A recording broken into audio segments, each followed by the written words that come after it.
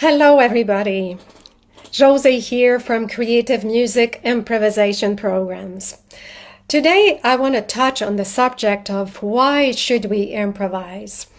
Because a lot of classical pianists or musicians I talk to are wondering if they're missing out on improvisation, if they're not doing it. Sometimes they're afraid of improvisation, and sometimes they don't see the use of it. And sometimes it's because they don't even know what it can do and how much it can bring to their musical life. So today I'm going to share with you some points, some reflection points on how and why we should improvise. And I want to say that I gave a webinar last weekend on Saturday, March 22, to a piano teacher association in Alberta, and I share with those different points and those observations that are influenced by my mentor at Music for People. So some of you know, and I'm going to share my screen, some of you know that I have a 4-year certificate with Music for People in the United States. And while I was doing my training in improvisation with this organization, my recordings and my assignments were commented by a mentor that we call a mentor. And my mentor was Jane Butters. And so these are her observations, and I made them my own, and I compliment on them. So this is why I want to share with you why we should improvise. So first, we should improvise because it's fun. It's fun.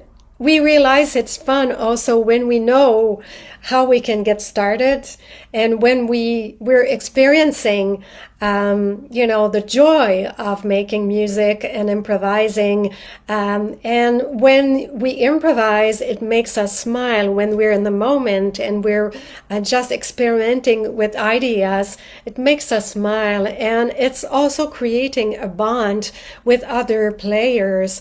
And if you're teaching, it's also creating a bond with your student. And usually when an improvisation is taking off, it's really fun. So second point is the connection to the instrument and to our inner musician. When you improvise, you have to connect to your instrument. You release your emotions, and by doing it, you connect, and the piano or your instrument becomes a confidant. And you're also experimenting with the sound, the world of sounds. And so all these together, releasing your emotions, talking to your instrument, and connecting with the world of sounds is creating the connection to your instrument. So it's a great way to connect with your instrument, to improvise, because you don't connect through a score, but you connect directly with your instrument. The third point, immediate accessibility, means that you don't need to master a complex set of skill to be able to improvise. A beginner with just a few notes can already improvise, and some people who are not trained necessarily as pianists or with a specific instrument can start to improvise exactly where they are. And of course, when you go on with your training, you can improvise more difficult, more experience, I would say, improvisations. But at the level where you are at is enough to start improvising. Opening our ears, fourth point, is when you improvise, you don't have a score in front of you. So by reading a score, the other senses, the oral, the senses, the other senses are working at 20% capacity, and that's from research that we noticed that. So it's important to know that let's say you're somebody who can't see, you're blind, and so you know that blind people have to they have to listen more, they have to sense more and open more their other senses since they can see. So that's the same thing. Your listening is enhanced when you're not obliged to read. And so it's really opening your ears and your ear training, I would say, your oral training. And then emotional and physical release and fulfillment. The fifth point, when you improvise, you release your emotions, as I was saying, and by doing so, you're in the moment, you're improvising in the moment, and this brings openness, this brings calmness, and you're kind of a state of flow and mindfulness, so that there's much fulfillment in being in that state. When you improvise and you're really what we call in the zone, there's an emotional and physical release in being in that state. And then the freedom and spontaneity. By improvising, you're taking risks, and you're taking risk in the moment, so it's very spontaneous, and you're rewarded by taking those risks, and sometimes you discover things that you wouldn't have thought of. And when you improvise, you don't want to play something you already know you're going to play, so it has to be spontaneous. And that spontaneity and that freedom you can bring also to your classical repertoire if it's what you play outside. I know that in this group there are some jazz players and pop players, but if you're classically trained, sometimes you're missing that spontaneity and freedom. And by improvising, the discoveries that you're making can be transferred to your classical repertoire. And then physical self-discovery. When you improvise your own music, your movements become more organic, and the music comes from you. It's your music, so it goes along with your movements. And in my case, when I started improvising, I was injured, and I couldn't play much the classical repertoire at a certain point. So when I started improvising, I knew where my limits, my physical limits were, and I was improvising within those limits, and I was discovering my own movements as opposed to playing the music from someone else's hands. This is your hand and your music, so you're discovering your own movement, and that's really a nice insight to have, because those movements you can also apply to anything else that you're playing with. The creative process, when you improvise, you have to discover how the music is constructed, how it's composed by other composers, and you have to be thinking a little bit the way they are thinking about the musical forms, the theory, how the phrases work, the questions and the calls and answers, how the music is built. So you're discovering how you can be in the composer's head by creating your own music. That's how you discover the creative process itself.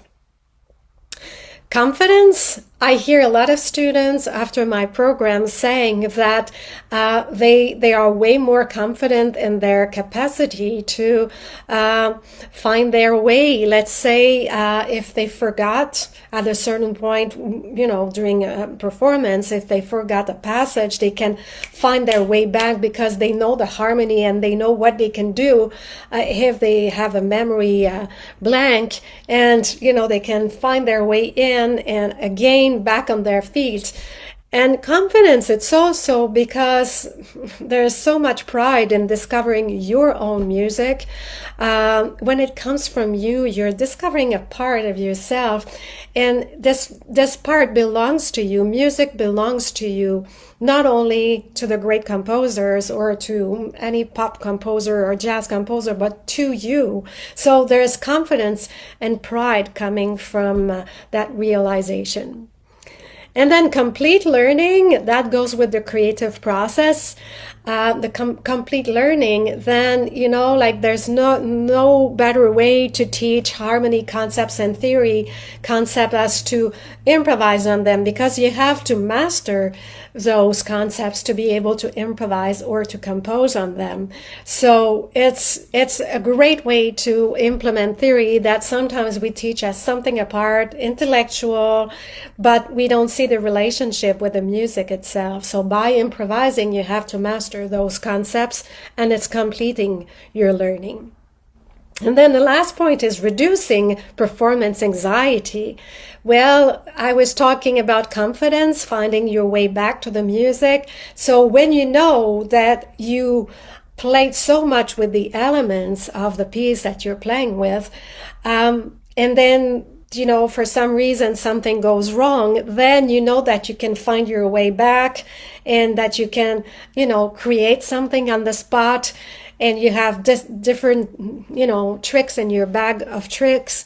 And so this is reducing your performance anxiety. So this is why overall we could and we should, I think, improvise, and it should be included in our trainings, any training, any program, classical, pop, jazz, of course, they know how to improvise.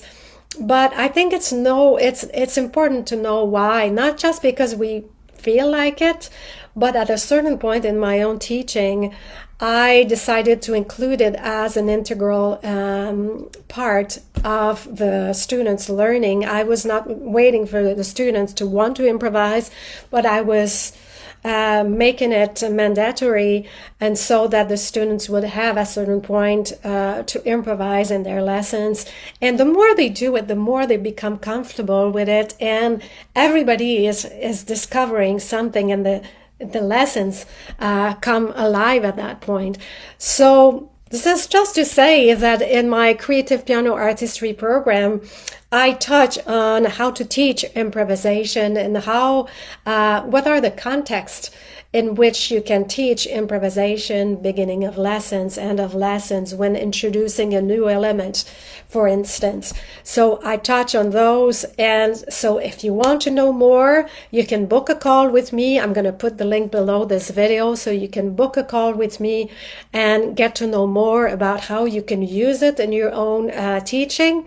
And if it's just for your own playing, I touch on many different types of improvisation: world music, classical, pop, a little bit of jazz, contemporary. So I touch on many subjects and many styles of music to make sure that you can create your own music out of all of these styles, because my goal with my program is to give people a chance to discover their own music. And this is my mission in life. This is my passion.